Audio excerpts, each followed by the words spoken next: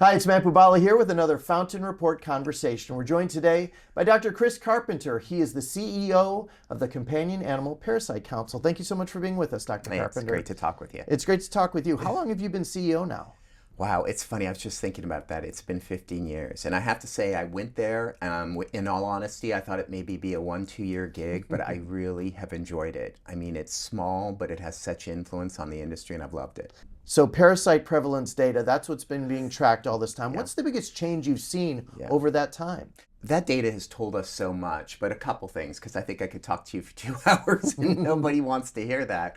But I'd say some of the biggest ones, Lyme disease progression has been phenomenal. It has really moved. It used to be in the Northeast. It's moved south. It's moved up. Canada now has it. And that really is a public health significance because it's not just pets.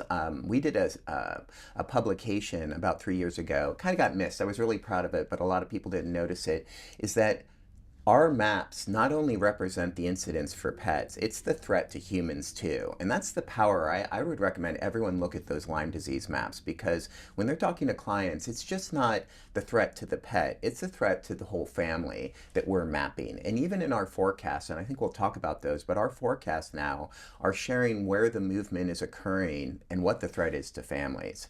And if I could talk about one quick one, is what we're seeing too is we started seeing things like heartworm pop up in different cities that normally they weren't considered heartworm endemic cities.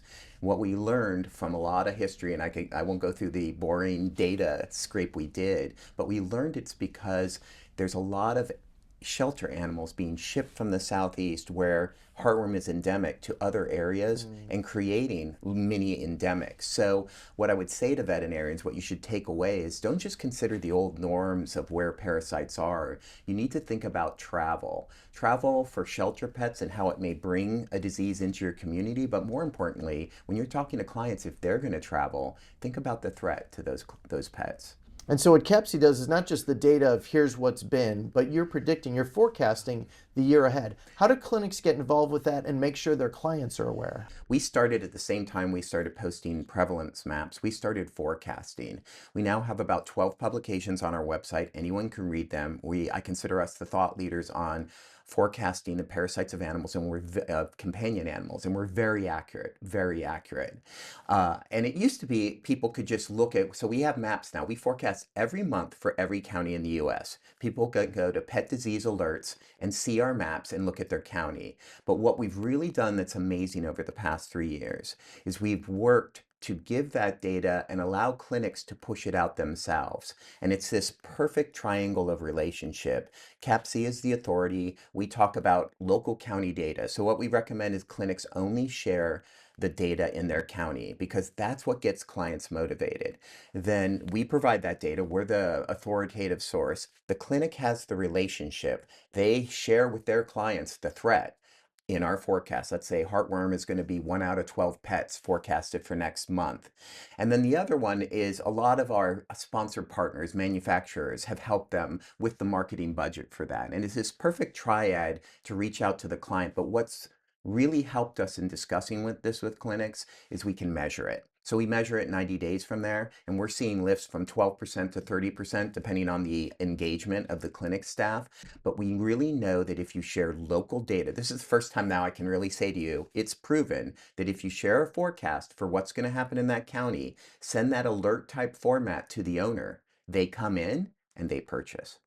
Well, that's interesting because that has been the issue, especially let's say with heartworm, right? Yes. Where it's not in our area, we only have to do it this time of year. So how can clinics use this data to help build better compliance once they are making Right, their right. clients aware of it? Really what I would say to any practitioner and any veterinary team, know your local data and share that. Because what I know beyond any doubt now, that if you share local data and local threats with the clients, it catches their attention.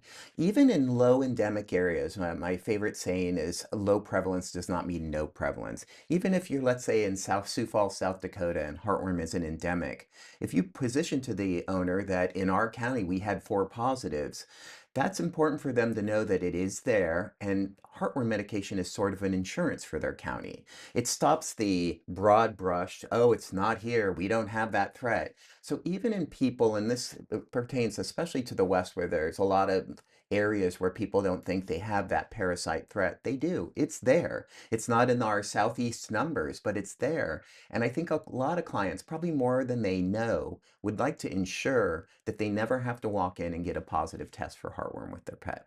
How can people find more information? Where should they go? Yeah, CAPCvet.org.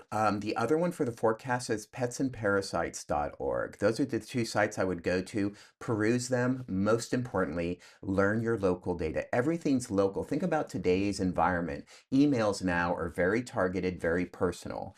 If you don't make your heartworm or parasite conversation personal, talking with what's in their county, they're going to shut you off. Dr. Chris Carpenter, the CEO of the Companion Animal Parasite Council. Thank you so much for being with us. Thank you so much. I'm Matt Bubala. That's another Fountain Report conversation. We'll see you next time.